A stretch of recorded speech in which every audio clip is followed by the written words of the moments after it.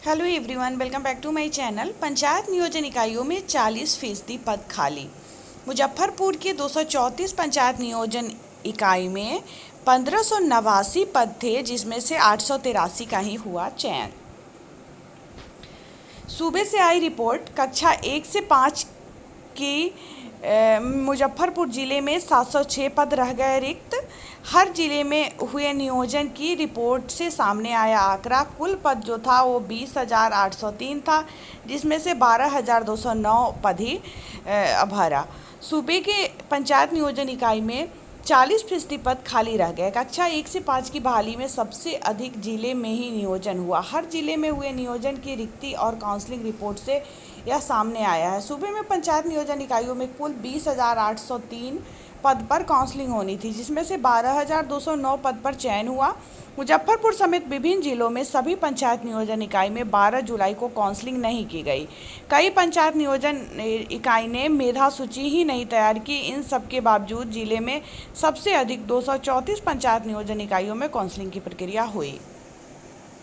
मुजफ्फरपुर में 234 पंचायत नियोजन इकाई में 1589 पद थे, जिसमें से 883 पद पर अभ्यर्थियों का चयन किया गया।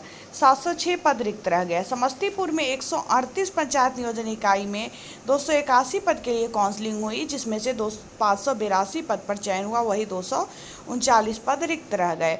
शिवहर में 51 पंचायत नियोजन इकाई में 159 पद पर काउंसलिंग हुई, जिसमें से 85 का चयन हुआ और 74 रिक्त रह गया। सीतामढ़ी में 149 पंचायत नियोजन इकाई के लिए 451 पद पर काउंसलिंग हुई, जिसमें से 304 पर चयन हुआ और 147 पद रिक्त रह गए। वैशाली में 118 पंचायत में 469 काउंसलिंग के लिए काउंसलिंग हुई, जिसमें से 270 पर चयन हुआ, वही 199 रिक्त रह गया।